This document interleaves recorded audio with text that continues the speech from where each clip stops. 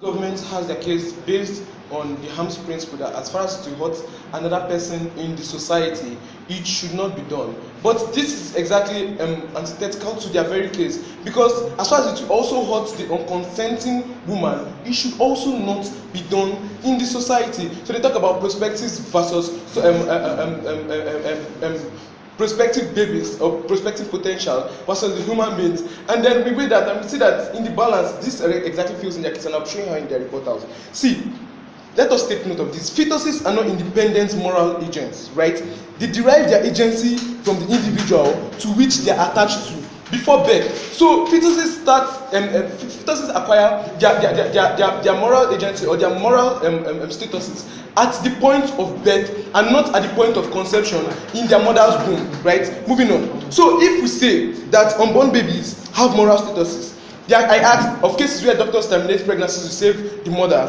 The answer was they gave a response. But what about we've had actual cases where doctors also terminate the pregnancies because there is almost more than sure proof that the babies will live vegetative lives. So of course, where does their moral status come in there? Because I mean that already shows how flawed their case is, right? So see, also keep quiet. Also going on, if we go by their motion that babies have moral statuses, right? By virtue of connections to human beings. So by that same virtue of connections to human beings, the ingredients or the biological ingredients that are involved in making of these babies, we also feel, if we go by their principle, that they should also be legislated and controlled. So maybe in comical cases, they should also make masturbation a sin or something. So if they feel that unborn babies should, if unborn babies have moral statuses, then the ingredients making these unborn babies should also be legislated if we go by their case, which also falls, right? So he also talks to us about the abhorrent. Faithfulness comes in and tells us that abortion is abhorrent in and of itself. But Kumbi comes in and tells us that except cases of rape. So what their principle is flawed because it works in one case and it doesn't exactly work in another case, right? So going on.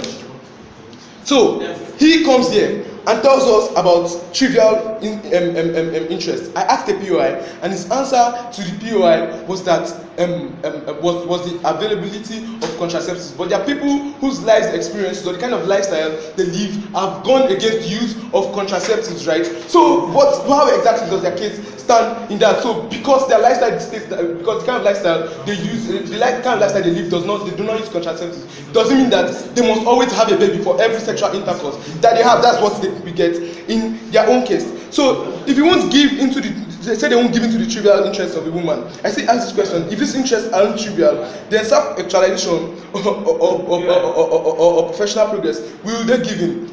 Of course, they surely they obviously moved away from that period. I will hear you now. You say children do not have a moral status. So even if you accept this, do you also agree with me that men have full moral status?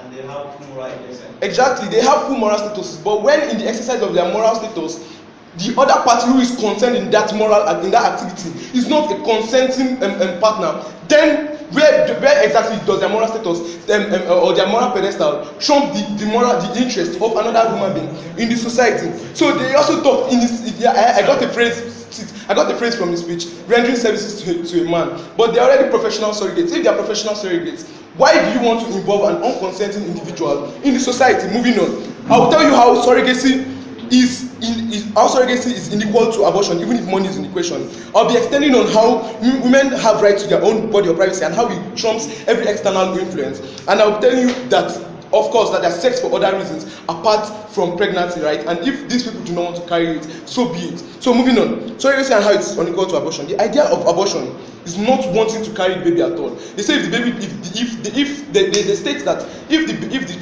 the woman does not want to have responsibility, fine. But the idea of surrogacy is not wanting to own responsibility. The idea of surrogacy is not wanting to live the experience of being pregnant. The idea of surrogacy is not wanting to go through the trauma or whatever that might happen of being pregnant. So they should not come up here and tell us that the woman is not going to be responsible, so everything is fine and good. That is a freaking lie. So moving on, I also tell you that they give us best case scenario, but even in the best case scenarios, maternal mortality is a teen and they fail to engage it. If this woman fears that if she carries the baby, she might die, you cannot exactly take the fear away from her because you feel you have the best medical sense.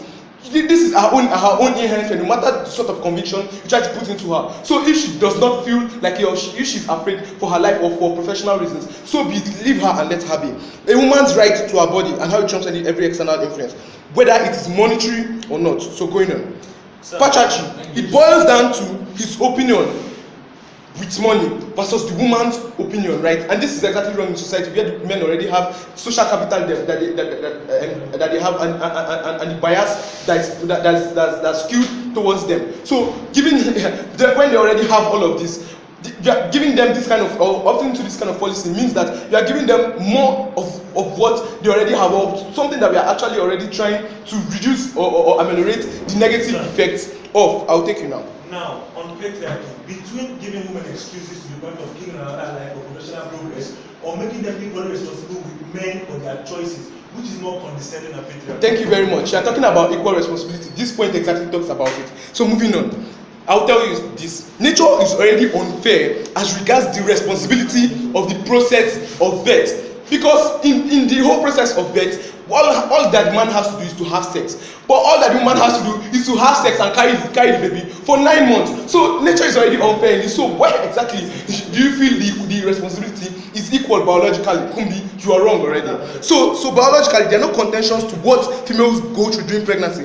To the extent where it is sure that an individual has more psychological and biological burden to carry in any process, there is every justification to respect her choice about that same process. So why give more responsibility when we don't want to give greater power to these people to choose? The fact that they will have more responsibility, why don't you also give them greater power to choose whether they will carry this responsibility or not, right? So this is the perfect answer to this freaking POI about 50-50 responsibility. That is the freaking lie, psychologically and biologically. There's no 50-50 responsibility. You're lost there, maybe you don't understand biology. So this is the basic line. If it takes two to work, why when one doesn't want to be a part of it, why force that one to be a part of it? This is the commercial. They also now come and explain to you the commercial nature of surrogacy and how they'll be commercializing lives in every policy that they bring forth in today's debate, which is we proudly propose.